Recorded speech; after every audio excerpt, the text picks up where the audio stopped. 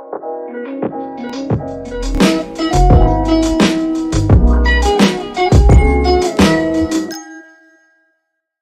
welcome back to Freedom to Learn podcast. My name is Gurumurthy Yeleswarapu, founder of Siliconvalley4u.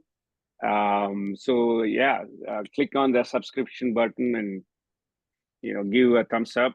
You get to see a lot of cool podcasts. So today we have a um, good friend of mine and a very successful entrepreneur, Anjul Katare. He is um, he's part of the IIT alumni coming from India, and is an executive. Currently, he holds the chairman and CEO position at the Central Business Solutions Inc. He brings a lot of management and experience with tremendous depth in technology. I see a lot of his messages on regular basis. He's pretty versed with a lot of technologies. He has been associated with Tycoon.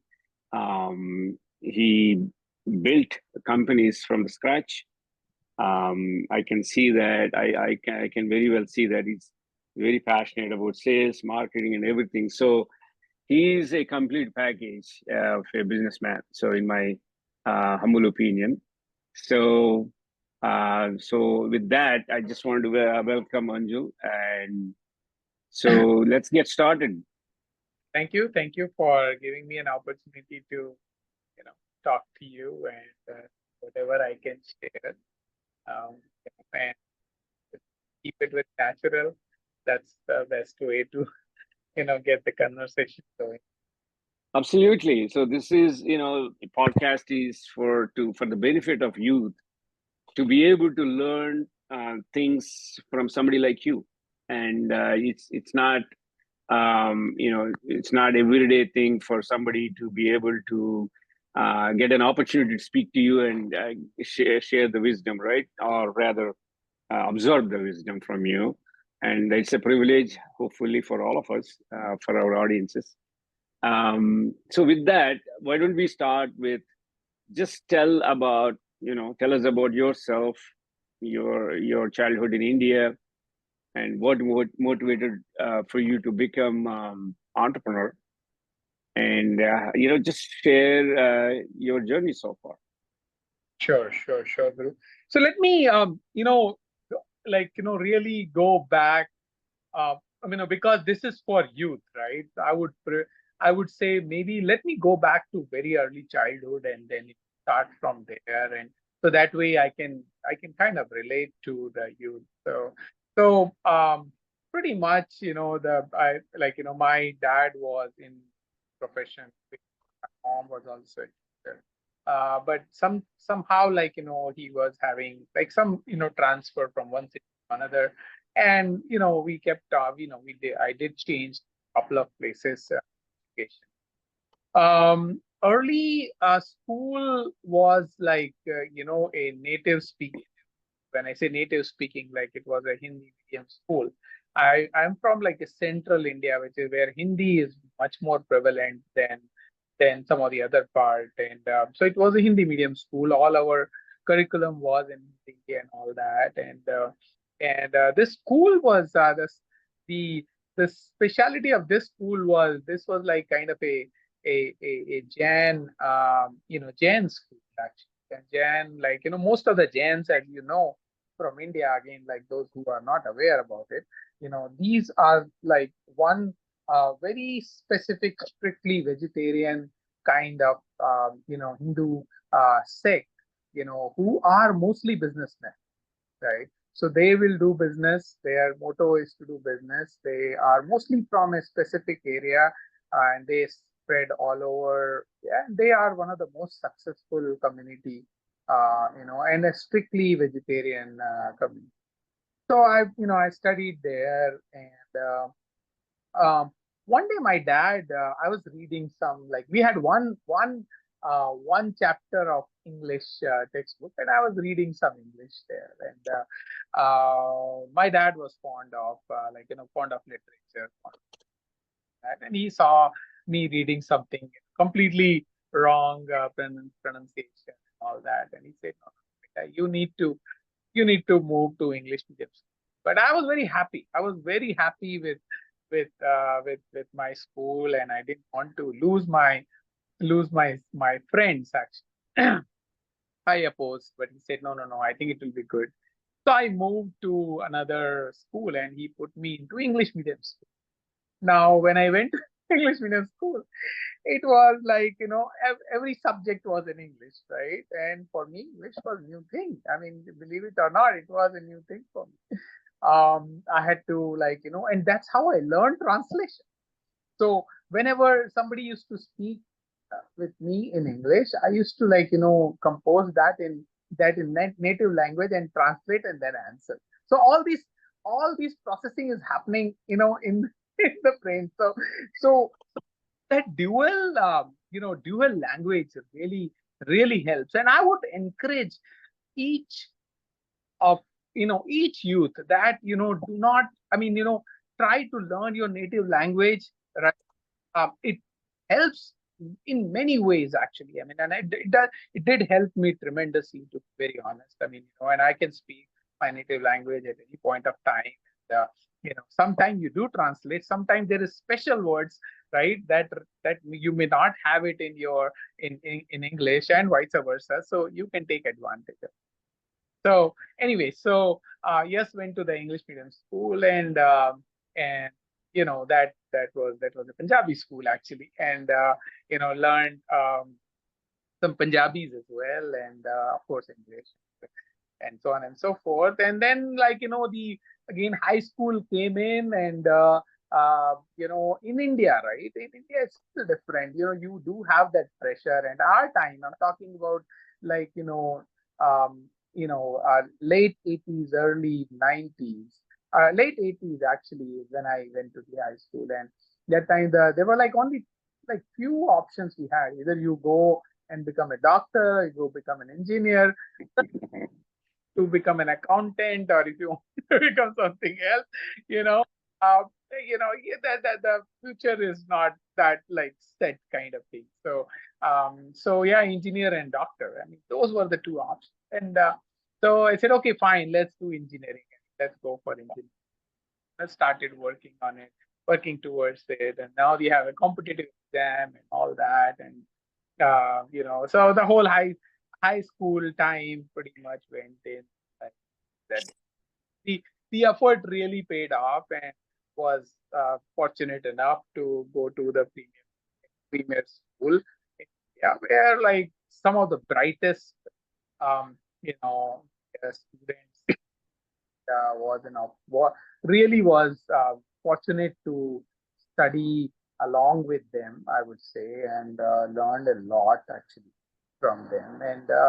And yeah, the pressure, the amount of the regression that is there in some of the institutes in India is so much that the pressure is so much that you pretty much land here, land in the land of opportunity. And at our time, honestly, there were not many opportunities for computer science. I did graduate from computer science, so I came here, and this is definitely a land of opportunity. And um, and then after that, it's pretty secure. So overall, I would say, I've been blessed, to work with some of the smartest people. I've been blessed to study with some of the smartest people, and learned a lot from them. Like, the best way to learn is by assimilating as much as you can, not being obedient about it. So I think those things helped me. Then I had certain ability, so I was able to extrapolate that and get things. Yeah, I can easily relate to it because, interestingly, I studied in Telugu medium, but just so you know, I wanted to learn Hindi. So for me, it was opposite. So it's like a mirror image. So, but I can read and write Hindi. My fluency in Hindi is limited, so vocabulary is not much. But I know exactly how that goes. But you did very well getting into one of the top schools in the country, and and landing here, and what you did here is phenomenal. Um, so now, when you look back, right now you are here. So let's say you look back, let's say in your college days, school days, let's say in terms of setting the priorities. I know. So we all had all these different situations, right? Meaning, like, get certain scores, certain GPAs.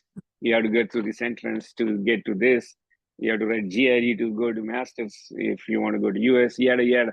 These are all, there's a framework is already out there.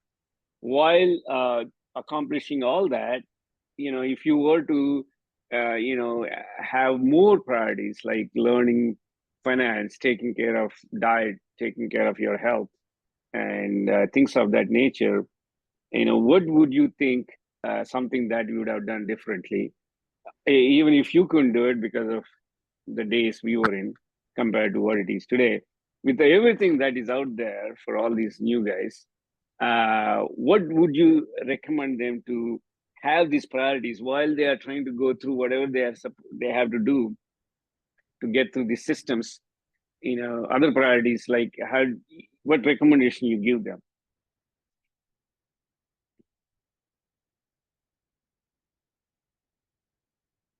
Hey, Anjul, looks like Um, few things that I mean, I would do it differently, or I would may want to suggest that, like, I have a senior. My son, he is in 12th grade, and he is basically graduating senior from high school. And I see him, like, I put myself in his shoes. I try to correlate with what he is doing, and and no no question that he definitely is a lot more informed, lot more aware of things of the world than what I was, basically. Of course, due to limited amount of information that I was exposed to, or things of that nature. I mean, however, one thing which I would say that today's youth is spending way too much time on social media. And what happens is that, as a result of that, there are, like, this, like, basically the inputs are coming from various directions, from various sources. And I think something needs to be done about that, where, like, for us, right? I mean, at our time, I mean, if we have to clarify anything, and this I'm talking about pre-Google, pre-Yahoo, like, all these eras. I mean, like, pre-internet. only, yeah, the only thing we had, I mean, even though I was in computer science, and we had, like, connected with all these universities and things of that nature, it was quite a good amount of effort to get any information out. you know so most our best friends were books, basically. Like, we had to go to library, we have to read the research papers, we had to understand, we have to get the details, basically, based on that. And those were like real factual information. So I understand that, like, the paper has a thesis, and it has some time, basically, like, hypotheses and things of that nature. But still, if you read through, like, couple of papers, you can make out which one to follow and which one not to follow. But this used to become, coming out of, like, a proper research done or work done.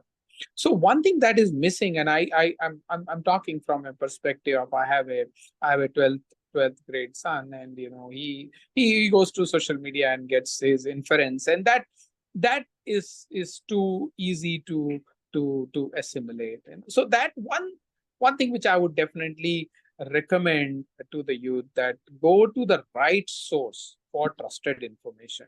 I mean, for Yeah. example, I mean, let's say if you want to find out about anything, maybe go to Wikipedia. I think Wikipedia is a pretty decent source, instead of going here and there and just hearing from, go to the right source and try to get the right information, and and then make your own judgment basically about anything. So that is, I think, one thing which I would definitely, in terms of like routine. Yeah, I mean, the routine, my routine with, like, in college was pretty bad, and I'm assuming, like, that is the case with most of the people. So definitely having a right routine can, really help. Ours was a very academic, pressured environment, and because of that, like, we had to sometime work, sometime, before the exam, we are studying all night, while the rest of the time during the semester we are just enjoying. you know Yeah. One thing which I would, I miss, and I would certainly encourage every youth to do, is basically attend the lectures. If you are Yeah. in the college, attend your lectures, and Yeah. attend lectures, understand, uh, and then after that, maybe you just have to do one revision, and that's it, Yeah. before the exam. What I did not do, and I think, probably like some of the other folks did in my class, is that they regularly attended the lecture, and then they didn't have to really struggle during the exam time. While I would say I did not attend. I used to sleep in the lecture, and then, go around with other friends, and, understand the concept, and, then read through all night, and then try to attempt, and still I will not get the same grade as what the other students got, who were very attentive in the lectures, and later on they were just very cool about it. So yeah, that is one thing I would say. So trusted source, get the get the live. See, the thing is that when you are attending the lecture, hearing live from your professor, the assimilation of that will be much higher level compared to, let's say, when you are watching a video, or when you are, like, in the sense that, getting a, I would call it like a secondary, source. There is a big difference. There is a big difference. I'll give you an analogy. Like, you try to listen to, a playback music or a recorded music, or you go to a live concert. The experience is fathomly different. Correct. Same goes if you are passionate about a specific subject, okay, attend the live lecture, right? Yeah. And Yes. that will, you will assimilate the information much faster, and much more than what you can achieve through the screen. Otherwise, yeah. Yes. No, but I agree with. So yes, I mean, I am more or less in your board. I was also goofy, and at the last minute, I used to drop the book out while walking into the exam theater, like last second also.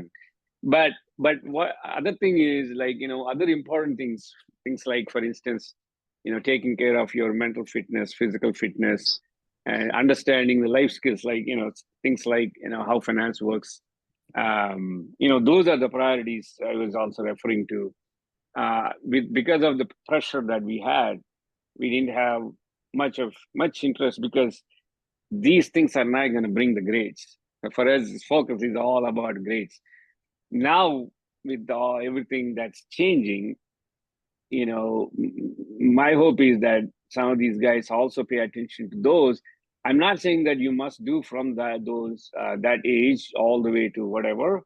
However, you should be trained to do it, even if you take a break tomorrow. If you have to go back and do those, you know how to do it. Right. Things like, for instance, running, or you're doing weights, or being physical, being out there, activity. You are trained to do that, and then you took a break for whatever reasons, and now suddenly you're asked to do it for obvious reasons. Then you know how to do it at least. If you Yes. don't Yes. even know how to do it, then you'll be in trouble. Right. No, absolutely. And I can correlate. just again going back to my college, like, my school days. My school days, I was like extremely, oriented in sports, and I used to participate in many other things, like sometime represent school on quiz competition and general knowledge competition, and debates, and all kinds of things I was doing. A lot of extracurricular. Although those things have a lot of weightage here, and back in our time, like, you just have to attend the competitive exam, and that's right. But That's pretty much it. Nobody cares. right. And then, like, of course, when I went to college, I mean, the academic pressure was pretty high that I had to, and CS was kind of like, it was one of the toughest one there that time itself. So I mean, the kind of like sports was became a second priority, unfortunately, and for whatever reason, I mean, like, but yes, I do regret that. I mean, that, like, and then after that, I realized that how important the health and well-being is, and I mean, especially uh, you know yeah. So there are certain phases of life where you can afford to focus on one thing and then go on the other thing. I mean, maybe it's too early for youths to hear this, but I would just say, right, up to 30 years of age, okay, Yeah. you can do whatever you I mean, you are, if you're passionate about something, you want to spend 14, 16 hours a day, go ahead, do it. I mean, that is the time you have all the energy, all the stamina, all the passion and everything. So till 30, oh, don't worry. I mean, you can afford to do whatever you want. I mean, like I said that. I Um, agree. yeah, and then after 30, I think, and assuming that you have achieved at least something that you wanted to achieve, and then start taking care of your health. And I mean, for example, now I'm in my early 50s. I just crossed 50 actually. I have started taking care of my health. Because health has become now the, I would say, top most priority. I mean, I Yeah. as Guru, you have been doing a lot of marathon yourself. I mean, I did one marathon, but then I started doing yoga. I started doing, like, other forms of I know. I know. You exercise. are very active. Yeah. No, And I guess. that helps. Yeah. That helps quite a lot. To keep my stamina and energy going. So after, like, after 50s, you need all these things, to elevate your other passion and your work. Actually. So As well. So my take is that I know that's how the traditional approach, right? You have certain, certain number of years, you ignore everything and you start doing it for obvious reasons. You go to one of these physicals and somebody says something and boom, or somehow you realize that I need to do it. But I guess, going forward for these guys, it should be just a part of a daily routine. Just like you brush in the morning, you just go and do some physical activity, either yoga, running, or yeah, I don't know, something else, whatever, weights or whatever it may be. It should be, a part of life. They must not. It's not like something that I must do only after 45 or 50. Is what should be the case. And in my humble opinion, some of these colleges should bring that awareness. Whether they do it or not, it's up to them because they're adults. And if they choose not to do it, that's their problem. However, you have to bring that awareness and make sure that if they don't do it, they will get lower grades. Hey, you haven't been doing this. They don't have to show the result. At least show that they have been doing this, so that they know, like tomorrow, like some of us, you ran, and then you are doing yoga and bunch of other things. I know all those activities. You play pickleball. Some of us are able to do it. I know some of my friends, they can't do it. They're on medication because they just can't do it, and so they suppress in their conditions using bunch of, they're popping pills left and right, which is not good. I wish, I mean, I feel bad for them, that because he's saying that I never did this, I can't anymore. So I get, but that's what I mean by priorities. Now with that takes into the segue, right? So there is a, generally my sense is we all agree that there is a gap between academics, how they are structured, and the actual world, whether it's career and everything we just talked about.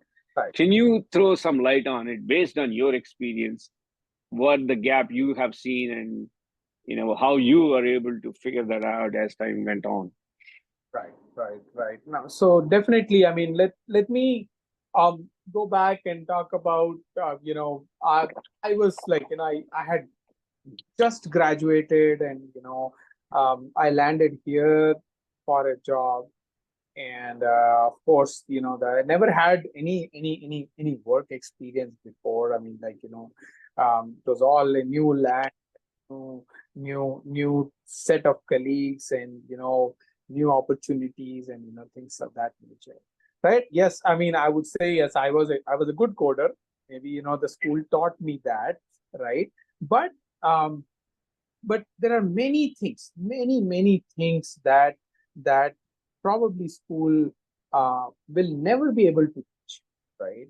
For example, like, yes, you could be, when you could be the fastest coder, right? You could have the best idea, but unless you are able to convince, you are able to work along with your manager. I mean, so, like, when I was, when I was doing it, right, I used to think, oh, my manager is like, I mean, this is very early time, like, hey, I can get this thing done. Why are they bragging about these things, right? I mean, why are we wasting time on in meetings? Why are, like, let me just go ahead, code it, and tomorrow it will be done, right? Okay, so yeah, that is all good, but you need to understand, and you need to realize what is out there, what is going to be, like, the repercussion, what is, so you want to, let's say, from again, talking from a software background, right? You want to build something that people can use, right? I think that is the first and foremost thing. It's not that you just want to build. Yes, you can build wonders, but you cannot build anything in vacuum, right? Yes. So it's very important. It's very important to be a good listener. Very important to understand, even though or you think that you are right, okay, still it's very important to listen and understand from where others are coming from, where your team is coming from, where your manager is coming from, your manager's manager is coming from, where, from why the company has set the goal, and so on and so forth. Take everything into perspective, and then figure out, and then probably once you have listened to them, and if you have a strong proposition, you can politely put forward proposition, keeping all the aspects in mind, not just like that. Oh, no, I think this is right, and everybody else is wrong. No, that's not what school is gonna teach you.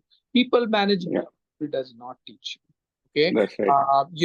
You may become very close friends with few of your colleagues. Maybe you like them, you put them in different buckets. Basically, you put like Sam in different bucket, and John in another bucket, and like Rupesh in another bucket, and then accordingly you will have different perspectives. Stop doing that.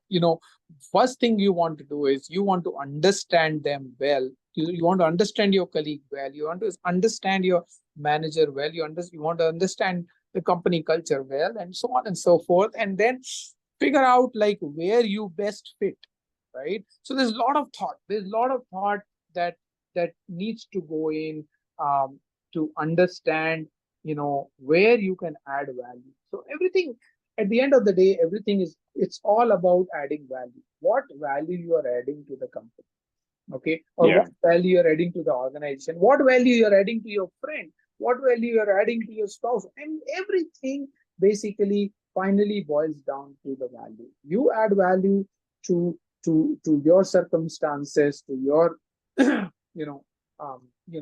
your peers. They will cooperate with you. They will be nice to you, and they will help you. So Yeah, absolutely. I think you hit right on. I mean, I call them intangible skills. There is tangible skills that hopefully you'll get from schools. And if the intangible skills, the one you are talking about, there's no textbook. There is no course curriculum. There is nothing. So you just have to learn by doing it. Meaning, sometimes at the expense of paycheck. so, so those in my humble opinion, the most important ones, even compared to, with all due respect to the commodity skills lately, especially. I mean, coding and in software or in other disciplines, whatever they are supposed to do, they're important. Don't get me wrong. However, just that alone sometimes may not fly unless you're extraordinary, best of the best in the world. One or two guys can survive, but if you're in the middle spectrum, and if you don't have these intangibles, there's a good chance that you might struggle figuring out the pathways and figuring out, like you said, how to fit into the teams and whatnot. So I think that's I think you articulated really well with examples. So now, you know, you talked about that. Now you yourself build a bunch of companies. I do see a bunch of your products, now and then. You're almost like architect, or maybe architect of some of those products still, and you're fairly involved. And you know, there is a creativity aspect of it which you're good at, and then also there's a business aspect of it, which is understanding the finance, understanding the investment, taking the risk. And people say, sometimes people say, I put in my money. We all look at it as, or most of the people look at it as a risk. For somebody else, it's the best way to do it because they think that's not a risk because they know what they're doing. So I feel like you are in that category.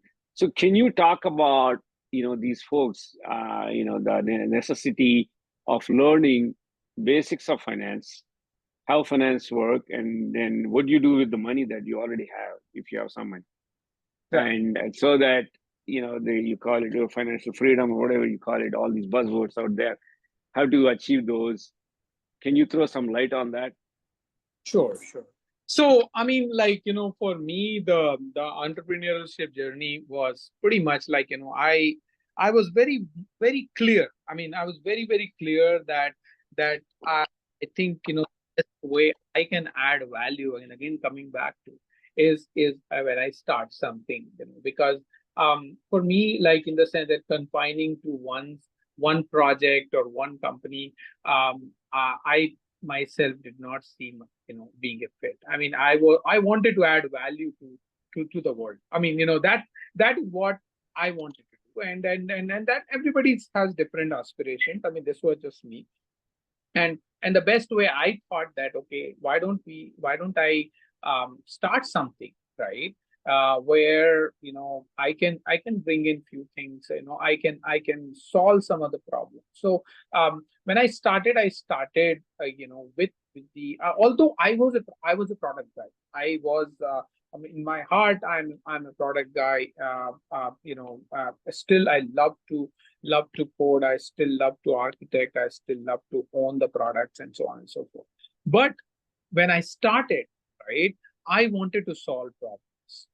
Okay, I knew that I may not have enough. And I have gone little unorthodox, to be very honest.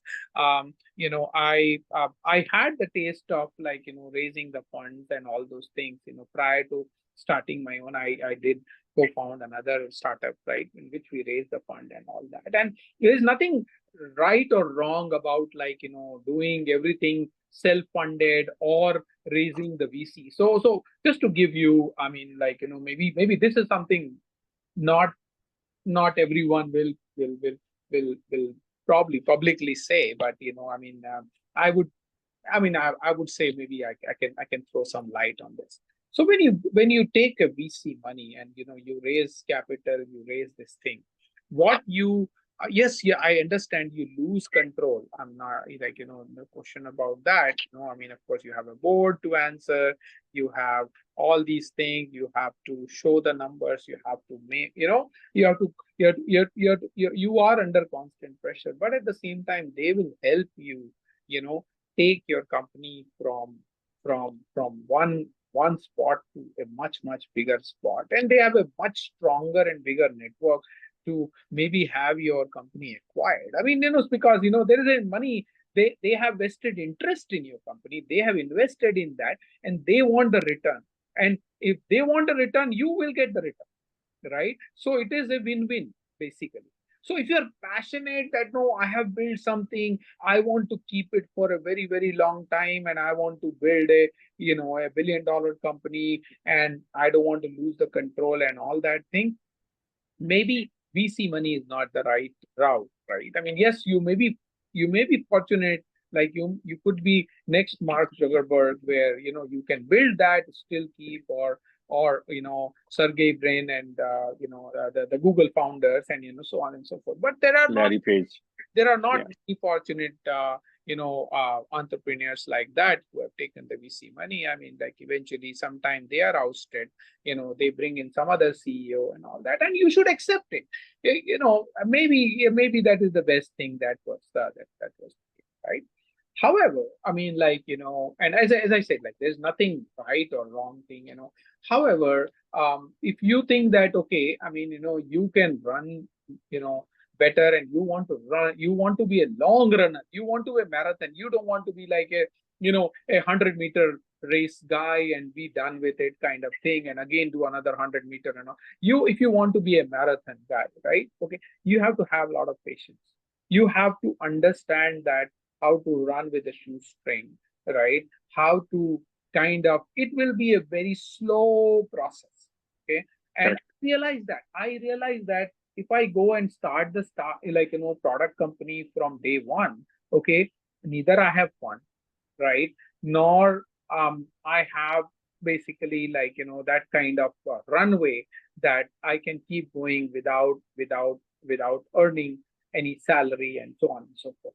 So I realized, I think the best thing to do is let's solve some of the problems in the enterprise.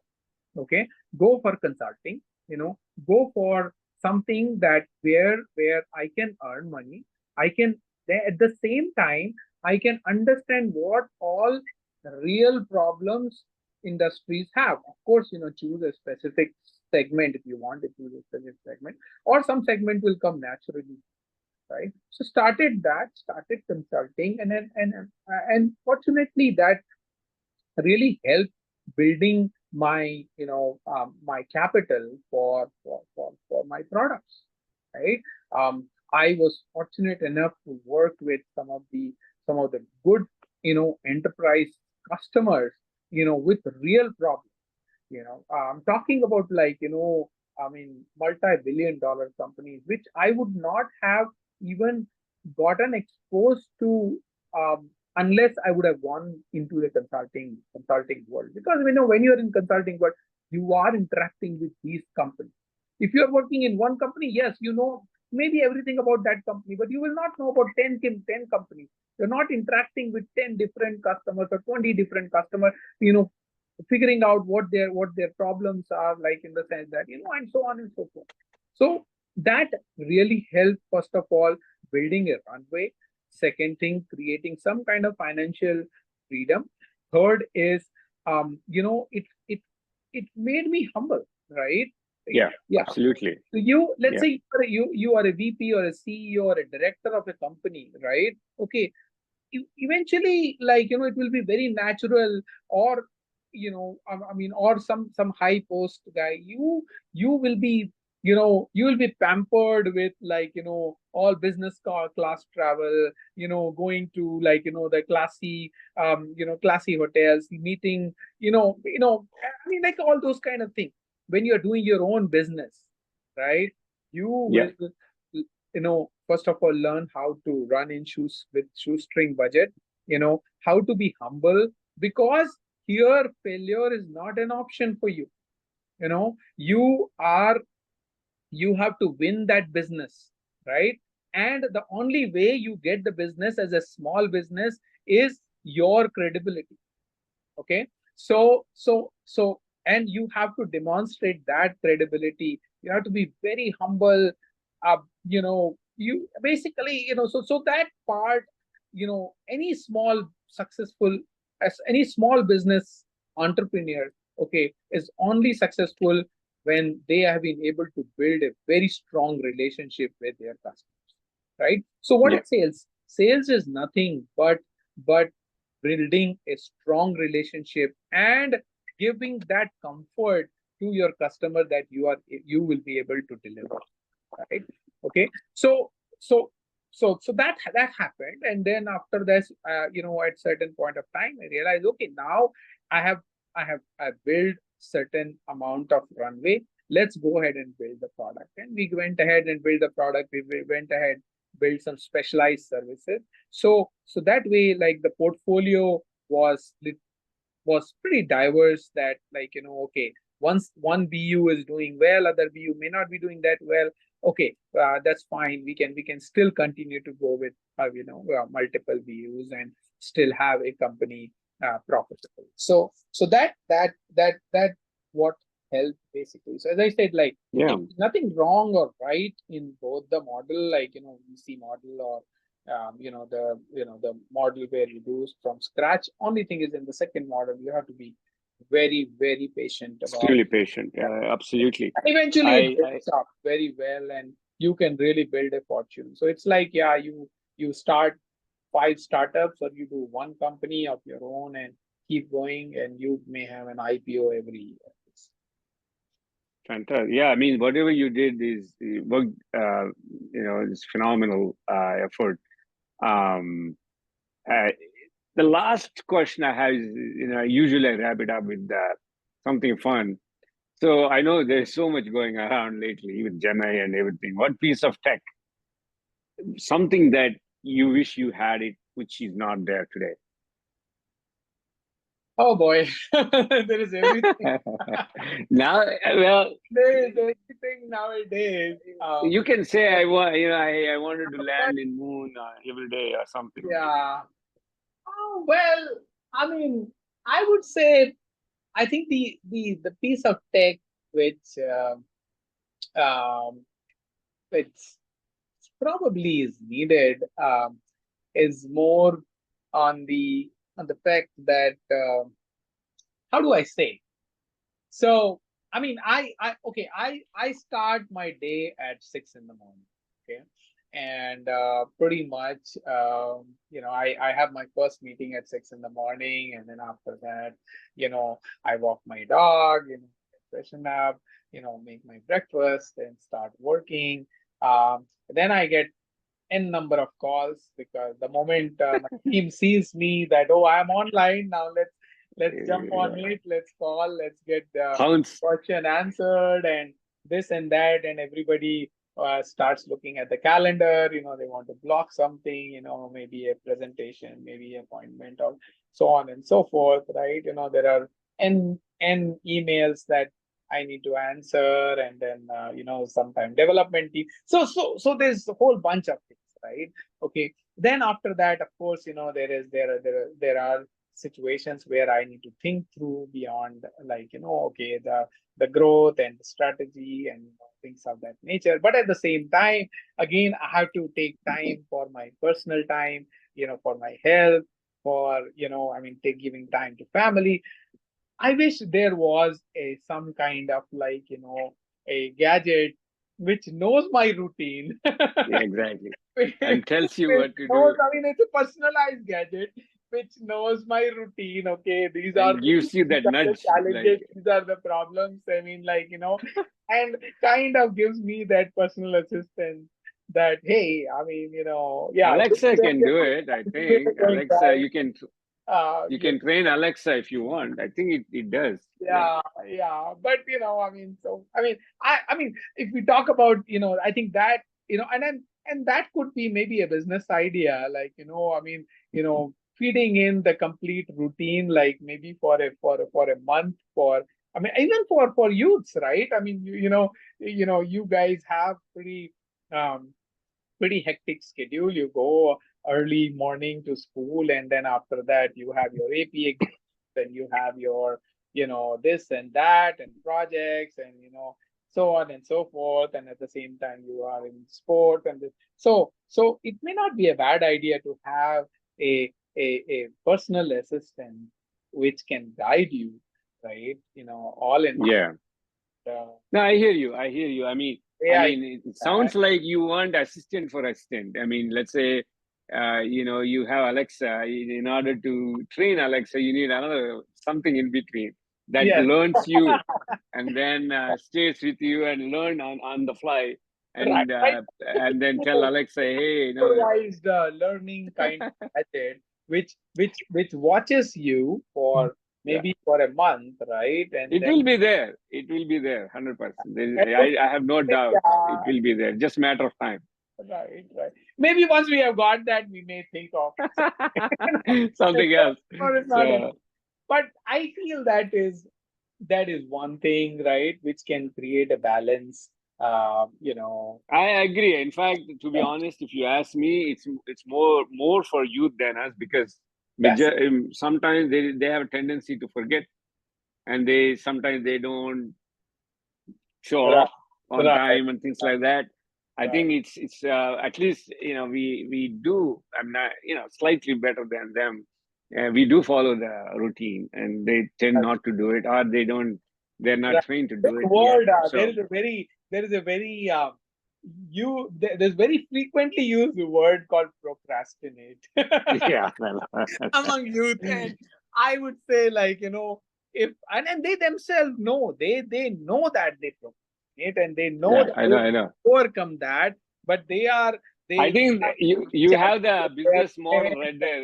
Even the company name can be anti-procrastinate or something. That's the device name. Yeah, so So I mean like that could be really a game changer, anti-procrastinate gadget kind of thing, and make things in more streamlined. So yes, as we have grown, we have realized the value of time, and we try to tend to do things in time, but youth probably yes, realize they have that carefree lifestyle like going on, right to right? learn Yeah, from on your own mistake, right? I mean, you learn from, yeah. right, maybe in the form of gadget. I They mean, haven't done enough mistakes yet. That's the thing. Yeah. All right, Sanjul, this is fantastic. I sincerely hope our bunch of folks get something out of this podcast and they learn from you. And we'll do a sequel. I mean, I know you have a bunch of products. We can take a product and dig deep into it as a podcast, so that some of these guys can learn how you approached, how you try to solve a problem, something to that effect. So we'll come up with that. I look forward to doing another one very soon. Um, Thank you very much. I really, really appreciate it. some pleasure is all mine, Guru, and thanks for and hopefully, like, the youth can almost have gotten something at least, which they can Absolutely. utilize. I it gives an opportunity for a few minutes for us to relive the past. Yes, that's right. If not anything, at least that. Thanks, Anjul. All right. Sure. Thank you. Yeah, thank you. Yeah.